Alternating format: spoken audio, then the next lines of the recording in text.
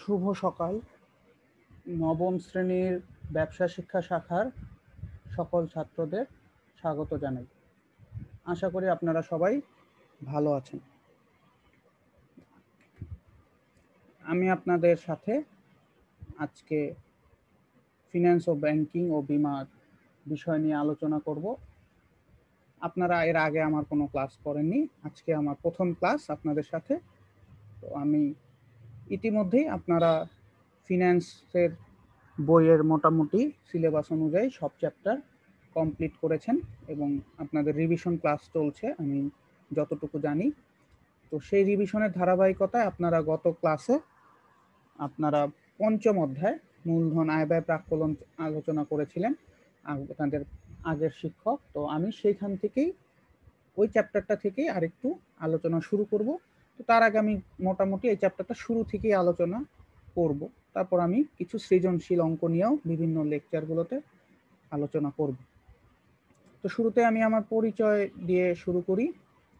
আমি সায়ন দাস মিশু। আমি কলেজ সেকশনের লেকচারার হিসাবে জয়েন করেছি এবং এখন আপনাদের সাথে ফিন্যান্স ক্লাসটি কন্টিনিউ করব।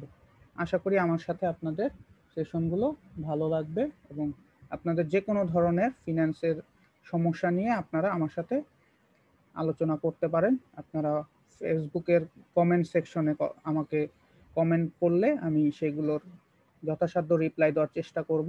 হয়তো সাথে সাথে হবে না অনেক ক্ষেত্রে, তো আমি তারপরেও কখনো না কখনো আপনাদের সেটার রিপ্লাই আপনারা পাবেন। কোনো সমস্যা হলে সেটার রিপ্লাই অবশ্যই আমি আপনাদেরকে দিব। কিছুটা দেরি হলেও আপনারা সমস্যার জবাব পাবেন আমার থেকে। তো আমি শুরু করি। তো আপনারা মনোযোগ সহকারে সবাই লেসনটা শুনবেন।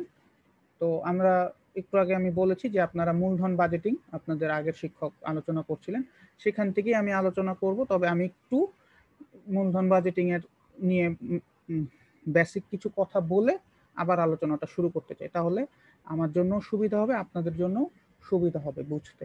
কারণ ওই স্যার যেভাবে বুঝিয়েছেন হয়তো বা আমার অন্যভাবে কিছু বলতে পারি বা অন্যরকম কিছু কন্টেন্ট এখানে আমি দিতে পারি।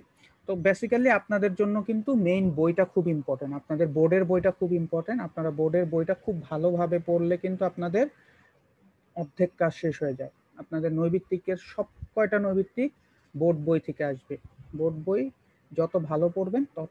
এছাড়া আপনারা বিভিন্ন অঙ্কের প্রশ্নের জন্য আপনারা বিভিন্ন অন্যান্য বইয়ের সাহায্য নিতে পারেন। সেক্ষেত্রে আপনারা বিভিন্ন বোর্ডের অঙ্কগুলো প্র্যাকটিস করতে পারেন। বিভিন্ন অনেকে পুরনো আপনাদের সিনিয়র কেউ থাকলে তাদের থেকে টেস্ট পেপার সংগ্রহ করে সেখান থেকে অঙ্ক প্র্যাকটিস করতে পারেন। সৃজনশীল প্রশ্নের ধরনগুলো দেখতে পারেন। যদিও আমি ক্লাসগুলোতে কিছু সৃজনশীল নিয়েও আলোচনা করব। তো আজকের আলোচনায় আমি মূলধন বাজেটিং শুরুতেই রাখছি। তো আজকের আলোচনার সূচি হচ্ছে মূলধন বাজেটিং, মূলধন বাজেটিং এর গুরুত্ব, এবং সেখান থেকে আমরা একটা অঙ্ক করব। একটা পদ্ধতি নিয়ে আজকের কথা বলবো, সেটা হচ্ছে গড় মুনাফার হার পদ্ধতি। সেই পদ্ধতি নিয়ে একটা অঙ্ক আমরা দেখব। তো মূলধন বাজেটিংটা কি? তো এটা আপনাদের বই থেকেই নেওয়া। সাধারণভাবে বলা যায় দীর্ঘ সময় ধরে নগদ আন্তঃপ্রবাহ পাওয়ার আশায়, নগদ আন্তঃপ্রবাহ মানে আপনার কাছে টাকা আসবে, আপনার কাছে যদি টাকা আসে সেটাই আমরা নগদ আন্তঃপ্রবাহ বলবো। এবং কোনো ব্যবসা প্রতিষ্ঠানে দীর্ঘমেয়াদী যে বিনিয়োগ সিদ্ধান্ত গ্রহণ করা হয় তাকে মূলধন বাজেটিং বলে। অর্থাৎ আপনার কাছে টাকা আসবে এরকম কোনো প্রজেক্ট আপনি চিন্তা করে সেখানে অনেক দিনের যদি জন্য কোনো টাকা ইনভেস্ট করেন, সেটাই মূলধন বাজেটিং। অর্থাৎ আপনি ধরেন একটা জমি কিনবেন অনেক দিনের জন্য, কিন্তু ওই জমিটাতে আপনি কিছু করে সেখান থেকে একটা মুনাফার আশা করবেন। ধরেন একটা জমি কিনে আপনি সেখানে ফসল উৎপাদন করতে পারেন। তো এই জমিটা থেকে আপনি রিটার্ন কি আপনার ফসল, এই ফসলটা বিক্রি করে আপনি মুনাফা করবেন বা নগদ আন্তঃপ্রবাহ নেবেন। মূলধন বাজেটিং এর ফলে প্রতিষ্ঠানের দীর্ঘমেয়াদী বিনিয়োগের সঙ্গে জড়িত এই প্রক্রিয়া স্থায়ী সম্পদ যেমন জমি, দালান কোঠা, যন্ত্রপাতি ইত্যাদি ক্রয় থেকে শুরু করে সেগুলো স্থাপন, ব্যবসায় সম্প্রসারণ ইত্যাদি আধুনিকায়ন ও অন্যান্য দীর্ঘমেয়াদী বিনিয়োগের সিদ্ধান্তই আয় ব্যয় প্রাক্কলনের সম্ভাব্য লাভজনকতা বিশ্লেষণ করার সেই অনুযায়ী বিনিয়োগ সিদ্ধান্ত গ্রহণ করতে হবে। তো আপনাকে সম্ভাব্য আয় ব্যয়গুলো কি আছে সেগুলাও চিন্তা ভাবনা করতে হবে, যে আমি এখানে ইনভেস্ট করলে কত টাকা আয় হবে, কত টাকা ব্যয় হবে। তো সেগুলা চিন্তা করে আপনাকে একটা ডিসিশন নিতে হবে এবং যেটা লাভজনক সেই ডিসিশনটাই আপনি নেবেন। তো এই হলো মূলধন বাজেটিং এর বেসিক্যালি ধারণা। তো এখন যদি আমি মূলধন বাজেটিং এর গুরুত্বগুলো নিয়ে কথা বলি, তো ইতিমধ্যে আপনারা গুরুত্বগুলো আপনাদের বই থেকে পাইছেন বা পড়েছেন, তো আমি আর সেটা ডিটেল যাব না। তো মূলধন বাজেটিং করলে আমরা কি কি সুবিধা পাই সেটাই আসলে মূলধন বাজেটিং এর গুরুত্ব। মূলধন বাজেটিং আমাকে স্থায়ী বিভিন্ন হিসাবের বিনিয়োগের কোথায় বিনিয়োগ করলে ভালো সেটা বের করে দেয়। মূলধন বাজেটিং আমাকে হেল্প করে আমি কোথা থেকে টাকা আনবো সেটা জানতে। মূলধন বাজেটিং আমাকে হেল্প করে কোথায় আমি ইনভেস্ট করলে আমার রিটার্নটা বেশি হবে, যেহেতু আমি অনেক দিনের জন্য টাকা ইনভেস্ট করতেছি। তো কোথায় আমার ইনভেস্ট করলে আমার খুব বেশি পরিমাণে টাকা লাভ হবে। তো এই সবগুলা জিনিস কিন্তু আমাকে মূলধন বাজেটিং সাহায্য করে। তো এই কারণেই কিন্তু আমরা মূলধন বাজেটিংগুলা পড়তেছি বা মূলধন বাজেটিং করার কারণ হলোই এটা যে আমরা বিনিয়োগ সিদ্ধান্ত নেই আমি কোনো স্থায়ী সম্পদ কিনবো কি কিনবো না, কোথাও আমি বিনিয়োগ করব কি করব না। তো এইগুলা জিনিস মূলধন বাজেটিং আপনাকে হেল্প করবে ডিসিশন নিতে।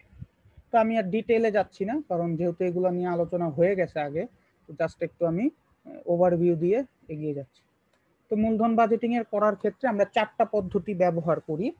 যেমন দেখেন, মূলধন প্রতিষ্ঠানের বিনিয়োগ সিদ্ধান্ত সঠিক দিক নির্দেশনা দেওয়ার ক্ষেত্রে মূলধন বাজেটিং বিভিন্ন পদ্ধতি আলোচিত হয়। যেমন প্রতিষ্ঠানের লক্ষ্যে তার সার্বিকভাবে সঙ্গতিপূর্ণ লাভজনক বিনিয়োগ বা প্রকল্প নির্বাচন করাই মূলধন বাজেটিংয়ের পদ্ধতিগুলোর কাজ। অর্থাৎ আমি সর্বাধিকভাবে কোনটা লাভজনক বিনিয়োগ সেটা খুঁজে বের করাই মূলধন বাজেটিং এর কাজ। যেমন দর্জির দোকানে সেলাই মেশিন, মুদি দোকানে ফ্রিজ, চুল কাটার দোকানে সেলুনে বা চুল কাটার সেলুন যেটা, সেখানে মেশিন কেনার সিদ্ধান্ত লাভজনক কিনা সেগুলো সবই মূলধন বাজেটিং সাহায্য করবে। কারণ এগুলো প্রত্যেকটাই কিন্তু দর্জির মেশিন, মুদি দোকানের ফ্রিজ, এগুলো কিন্তু দীর্ঘমেয়াদী বিনিয়োগ বা স্থায়ী সম্পত্তি কিনতে পারে। তো মূলত 4 ভাবে আমরা করতে পারি: গড় মুনাফার হার পদ্ধতি, counting rate of return method বা average rate of return method, অথবা পেব্যাক পিরিয়ড পদ্ধতি, নিট বর্তমান মূল্য পদ্ধতি, অভ্যন্তরীণ মুনাফা হার পদ্ধতি। তো আপনাদের সিলেবাসে আপনাদের 9-10 এর বইতে প্রথম 2টা নিয়ে আলোচনা হবে, গড় মুনাফার হার পদ্ধতি আর পেব্যাক সময় পদ্ধতি। বাকি 2টা এখানে অ্যাকাউন্টিং না, এটা হবে average rate of return method. ঠিক আছে, তো এখানে ভুলে অ্যাকাউন্টিং রেট অফ রিটার্ন হয়তো বা লিখছে বইতে, এটা average rate of return method. ঠিক আছে, ARR পেব্যাক, এই 2টা আমরা আলোচনা করব আপনারা যখন ইন্টারমিডিয়েট লেভেলে যাবেন তখন এই 3 আর 4 নাম্বার পয়েন্টগুলো আলোচনা হবে। তো আজকে আমি 1 নাম্বারের যে গড় মুনাফার হার সেটা নিয়ে একটু কথা বলবো। তো গড় মুনাফার হার পদ্ধতি এটা সবচেয়ে সহজ এবং প্রাচীন পদ্ধতি। আচ্ছা, আরেকটা কথা বলি, এই 2টা যে প্রথম 2টা পদ্ধতি কিন্তু প্রাচীন, আর লাস্টের যে 3 আর 4 নাম্বার সেটা আধুনিক পদ্ধতি। তো আমরা 9-10 এ প্রাচীন 2টা পদ্ধতি শিখতেছি, আবার আমরা ইন্টারমিডিয়েটে যে আধুনিক পদ্ধতিগুলো শিখবো। তো মূলধন বাজেটিং এর সবচেয়ে সহজ পদ্ধতি হচ্ছে গড় মুনাফার হার। এটা কিন্তু একটা নৈবিত্তিক হইতে পারে যে সবচেয়ে সহজ পদ্ধতি কোনটি, যে কোনো একটা অপশনে আপনাকে টিক দিতে হবে, তখন আপনাকে গড় মুনাফার হারের পদ্ধতিতে টিক দিতে হবে। প্রতিষ্ঠানে আর্থিক প্রতিবেদন থেকে প্রাপ্ত তথ্যাদি থেকে গড় মুনাফার হার নির্ধারণ করা হয়। অর্থাৎ যেটা আর্থিক বিবরণী তৈরি হয় প্রতিষ্ঠানে, আপনারা অ্যাকাউন্টিং থেকে দেখছেন আর্থিক বিবরণী বা আর্থিক প্রতিবেদন, সেখান থেকে এটা তৈরি করা হয়। প্রত্যাশিত নগদ প্রবাহ পরবর্তীতে নিট মুনাফা বিবেচনা করা। তোমরা জেনেছো যে বিক্রয় থেকে কর সহ সব খরচ বাদ দিলেই নিট মুনাফা হয়। এটা আপনারা জানেন যে আমরা সব ধরনের খরচ বিক্রি থেকে বাদ দিলে নিট মুনাফা পাওয়া যায়। তো এইখানে যে আমরা ফর্মুলাটা লিখছি সেটা কি আসলে গড় নিট মুনাফা, অর্থাৎ নিট মুনাফাগুলোকে গড় করতে হবে। অর্থাৎ যদি কয়েকটা সাল থাকে সেক্ষেত্রে আমরা প্রতিটা সালকে যোগ করে যে কয়টা সাল আছে সেটা দিয়ে ভাগ করব। তো এটা হচ্ছে গড় মুনাফা, এবং এখানে নিট মুনাফাটা নিব কোন মুনাফাটা, কর বাদ দিয়ে, যে কর সহ সব খরচ বাদ দিব, তার মানে করটাও বাদ যাবে। তো আমি আপনাদেরকে কিছু লিখিত জিনিস এখানে দেখতেছি, জানি না আপনারা লেখাটা আমার হাতের লেখা বুঝেন কিনা। তো আমি একটু পড়ি। তো গড় হার পদ্ধতি, নির্ণয় পদ্ধতি, এআরআর এর জন্য নিট কর আয় পরবর্তী লাগে। তো এই জায়গাটা একটু আপনারা নোটস রাখতে পারেন যে এই অঙ্ক করার জন্য আমাদের কর পরবর্তী আয় লাগবে। প্রশ্নে যদি নিট কর পরবর্তী আয় দেওয়া থাকে তাহলে স্টেপ 2 করতে হবে। স্টেপ 2 করতে হবে মানে আমি বলতেছি। আবার যদি অথবা স্টেপ 1 থেকে প্রশ্ন অনুসারে জায়গা থেকে শুরু করতে হবে। ডিসিশন একাধিক প্রকল্প হলে বড়টি গ্রহণযোগ্য।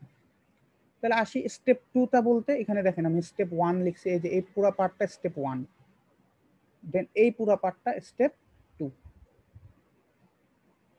তো প্রথম কাজ হচ্ছে কি, আমার যদি প্রশ্নে কর পরবর্তী আয় দেওয়াই থাকে, সেক্ষেত্রে আমি কি করব, সেই সবগুলাকে বছরগুলা যোগ করব, তারপর বছর সংখ্যা দিয়ে ভাগ করব, তাহলে আমার গড় কর পরবর্তী আয় বের হয়ে যাবে।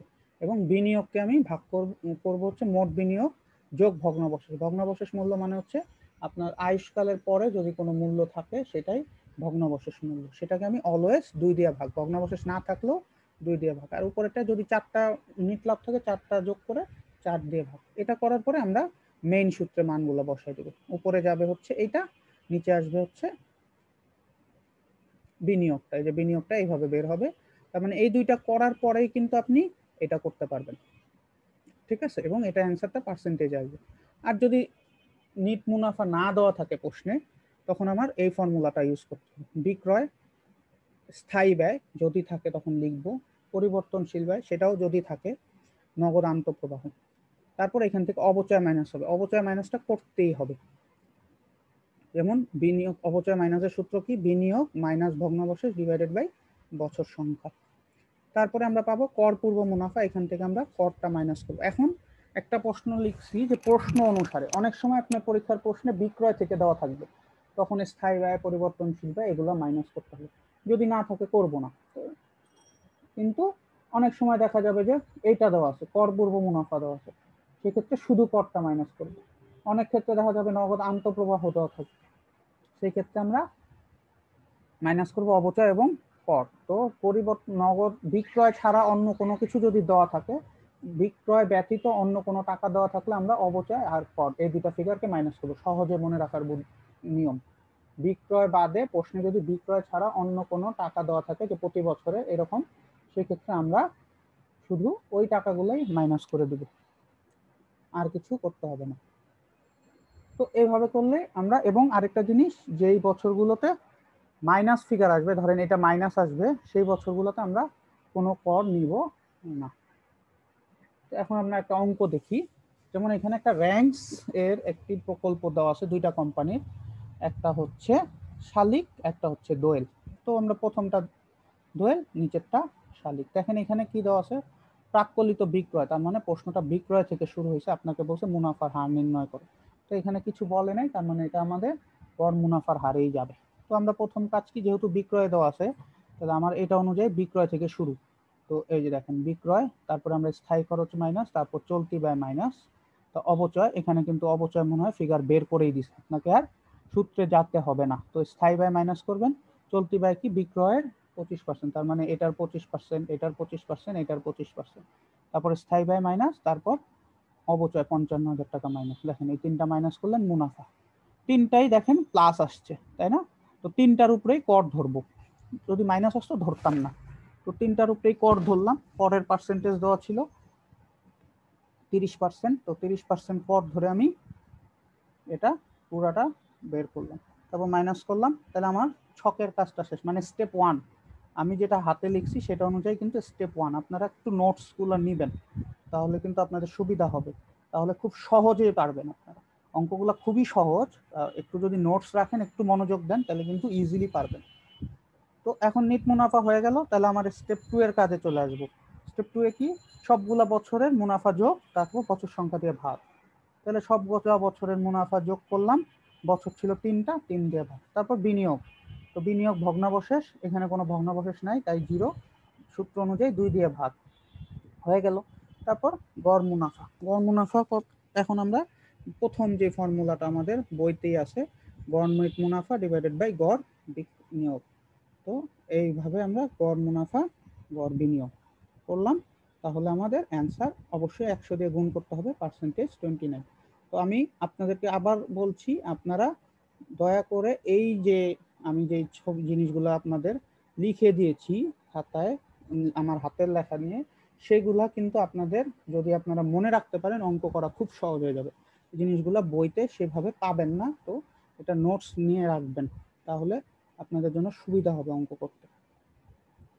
তো আপনারা, আমি তো দোয়েলটা করে দিলাম, তো আপনারা বাসায় চেষ্টা করতে পারেন, শালিক প্রজেক্টটাও চেষ্টা করতে পারেন, এবং এছাড়াও আপনারা অন্যান্য অঙ্কগুলোও ট্রাই করতে পারেন। তো নেক্সট ক্লাসে আমি আবার আরও কিছু এই গড় মুনাফার হার নিয়ে আরও কিছু অঙ্ক আপনাদেরকে দেখাবো। তো শালিকটা আপনারা বাসায় সবাই চাইলে প্র্যাকটিস করতে পারেন আপনাদের শেখার জন্য। তো সবাইকে অসংখ্য ধন্যবাদ, সবাই ভালো থাকবেন।